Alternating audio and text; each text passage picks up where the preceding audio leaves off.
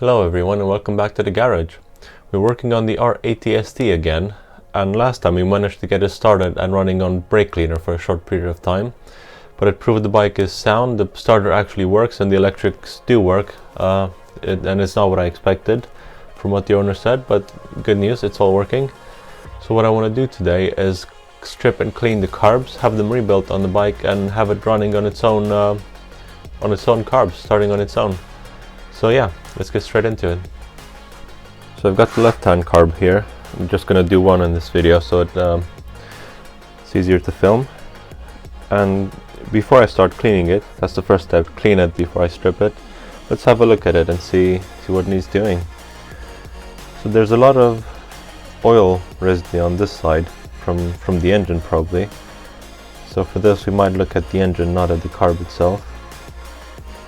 On this side we see a lot of discoloration, which is probably a petrol leak. And there's a vent hole right there, or I assume it's a vent hole, and I can't remember what it's supposed to do, but maybe that's where it's coming from. Potentially. So we'll keep that in mind and obviously clean this off. On this side, if you look right there, that's quite sort of moist looking. So this shaft it's sealed by an O-ring in there, which people, including myself, try to avoid taking out because it's just more work. You have to take those two screws out to take the butterfly valve off, but oftentimes they are pinched or crushed at the back, so they cannot get undone. So you have to grind them with something or file them, but these actually don't seem to have that done to them, so this might be easier. But yeah, we'll have to take the valve off and replace that O-ring. And apart from that, maybe a small leak from the choke cover. So yeah, at least we know what it needs to be done. We know we have to replace that O-ring. So yeah, let's get to it. Let's start cleaning it and stripping it.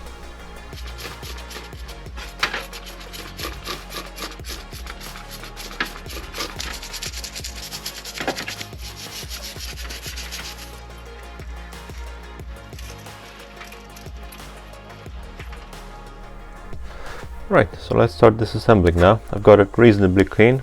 It's not as clean as it could be, and I've tried a new cleaner someone gave me to try. And it seems to leave quite an oily residue even after you spray it with brake cleaner.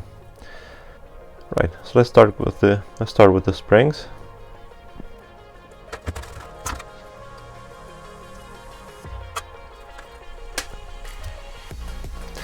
Let's see what's inside.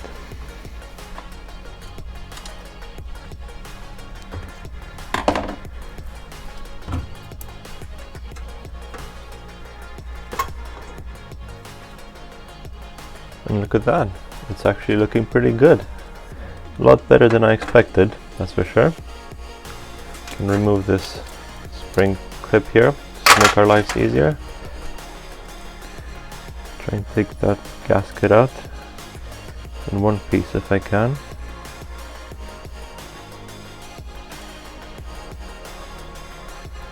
There we go. It's gonna get a new gasket anyway, but still, it's nice to have it out in one piece.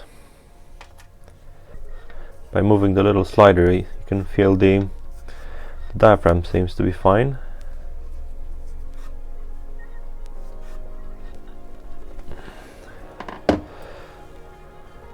Someone has obviously had a fight with these screws before, and they're not going to give up as easily. So let's see if we can take them out. Right, so I put the carb in a vise, and that way I could actually take them out. It wasn't as bad as I thought it'd be.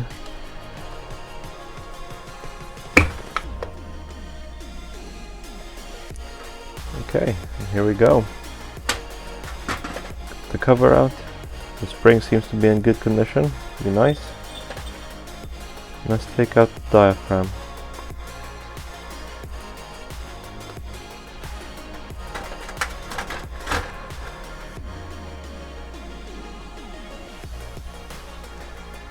Just giving it an inspection. Some sort of marking on it, some pitting on it.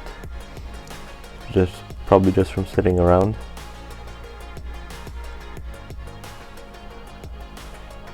And I actually bought a new diaphragm for this, for both of them. but this actually looks in reasonable condition. There are no cracks or any damage visible. It's still quite stretchy and soft. So no, we might actually reuse this and keep the other ones as spares.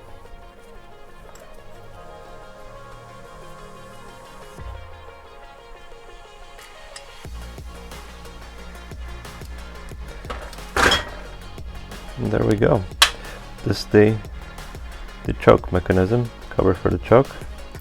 It's got a gasket as well, which again we managed to take out in one piece. Yeah, so it's all looking pretty good. So if you look right in there, the shaft has a groove in it, which keeps it in. This whole bracket keeps it in. So if we take out those two screws, it could all come in one piece, because I don't necessarily want to take this end bit off. Might have to in the end, but let's see how we go. So first step is to take those two little screws out, and yeah, just make sure you do it gently, and if you feel any resistance, that means it's probably pinned on the back, so you have to file the back of the screw. But I don't think these are. And another thing to mention is, if you look right in there, you see there's a tiny mark on the butterfly valve. So yeah, that goes to the top of the carb and obviously towards you, because you can see it. So when it goes back together, just make sure you put it in the same position, top of the carb. Another thing to look at now when it's without a screw, and if you take the idle adjuster off, it's going to be even better, is make sure if you point it towards a light source, you cannot see anything escaping past, or very little. At the moment you can see a bit right at the bottom, but if we take this out,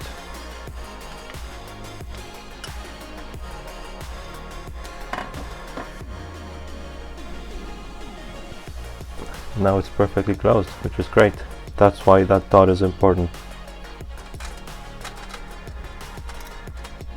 There we go.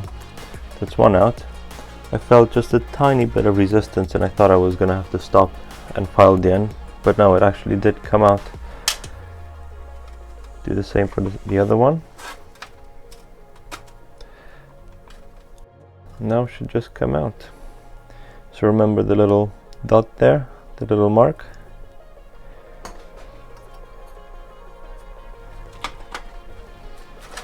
And you can see right there the O-ring I was referring to. That needs to be replaced. And we'll just leave this as one assembly. I'm gonna put the O-ring in from the other side. Should be fine. And now it's almost there. It's all stripped. We just have the jets and the adjustment screws on the bottom. So I've already tried putting some pressure here and see if the needle actually seals, and it does seem to seal. That's all good. So depends on how it's gonna actually look like. We might not replace that bit. Take the jets out. The pilot jet.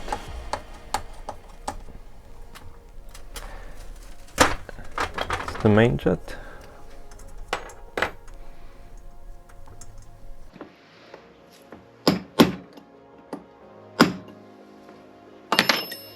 And that's it. Should just come out easily now. And usually you see a groove there or something, some wear mark if it's bad, but this is actually in pretty good condition. So we are probably going to reuse that. So here we are. I've got everything cleaned, not brand new clean, but clean enough to work and look good. And we're ready to put it all back together. So let's show you what I've done. So in the first video I mentioned about the airbox having that corrosion in there. It's still there, can't do anything about it. I'm not going to respray it now. But I did clean it, so there's no loose debris, and it's ready to go back in. Got a new air filter with that as well, so they can go in together. The fuel lines were a bit old and perished. You can really trust them, I guess. And now with the introduction of 10% ethanol in the UK, it's a good idea to change them. So I made a new set of lines up, and you can see straight away two differences. One, I've got inline fuel filters, which might be a good idea. And also I have an extra side to it, and that's because the owner has a GS fuel tank, which you'd like on this bike, and the GS has a fuel tap on both sides. The GS fuel tank has a fuel tap on both sides, so this is ready to take the new tank, and it's all new. It should be ethanol resistant, so yeah, nice, ready to go back on the bike. We've got the new diaphragms and all new seals and gaskets for the carbs, and they're all here laid out and ready to go back together. Everything's fine with the carbs. The left hand one, I think that's the left hand one, taking this part out, the main jet holder, this was a major pain. This was so seized in. I tried penetrating fluid and heat to try to get it out, and it did crack eventually, but I had almost slipped the hex on it. But it's free, it's still usable, and it's clean. On the right hand side carb, we've got a different issue. If you look right in there, it's probably very hard to see. This has been apart before, that's for sure. One of the threads is very good. The other one is quite a bit worn, so I'd either have to replace this part or do something about that. And the reason I say this has definitely been apart before is, if you look at the two butterfly valves, this is the original one, and you can see it's got that mark, that dot, so you know how to install it. It's a bit too bright, the camera might not pick it up, but there is a dot right there, stamped in the part. The new one, it's all clean, doesn't have anything. On the other side, it's got a 15 marked on it, which the original one doesn't have. But yeah, this has been replaced for whatever reason. It's not the original part. Apart from that, it's all good. Should go together pretty well. I might need to order a new one of those, but yeah, I'll see about that. And while I do all this, I also have a new battery to put in place, because I did need to remove the battery and move the battery tray out of the way a bit to remove the air box, the bottom of the air box. So yeah, let's start putting it all back together. Don't have much time left today, so I'm probably just going to put the fuel line and the air box in place. But yeah, let's start somewhere. So here I'm just putting the fuel line in place, as that goes under the air box. Slide the air box in. Reconnect the breather hoses. I'm using a bit of silicone oil here, as they're quite tricky to get back together.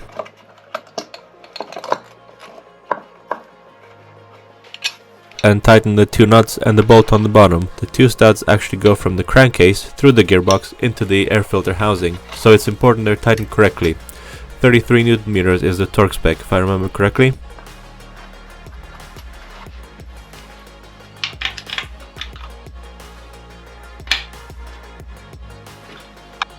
This is the battery tray, which I had to move slightly to create enough space for the bottom of the airbox to come out.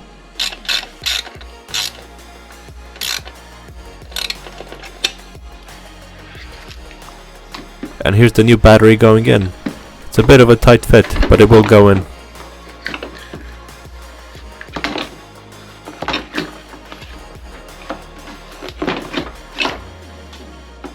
You've probably also noticed I had to unbolt the top of the shock absorber because the nut was in the way.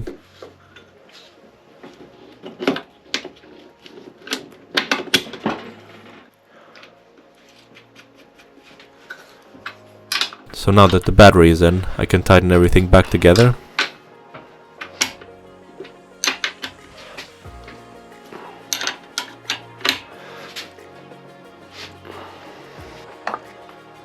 And it's probably a good idea to put the air filter in place and close up the airbox before I drop any debris in it.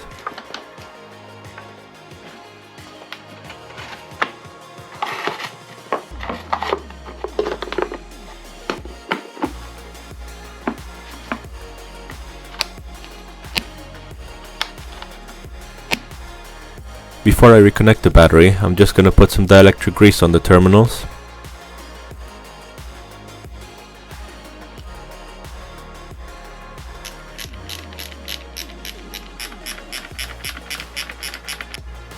And a bit over the nuts and bolts to keep them corrosion free.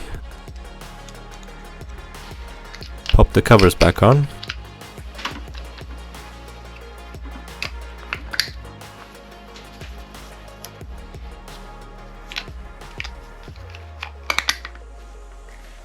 and secured the battery in place. Now this battery came without the rubber straps, so I'll just have to use some zip ties now.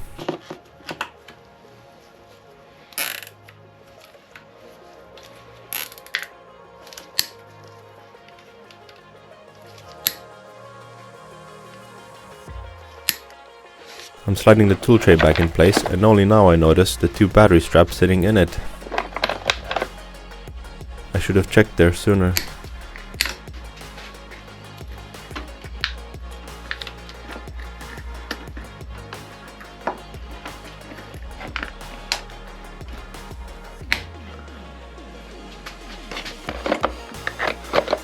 And that's it for this video. I think we've covered enough and I don't want to make them too long and boring, so this seems like a good place to stop.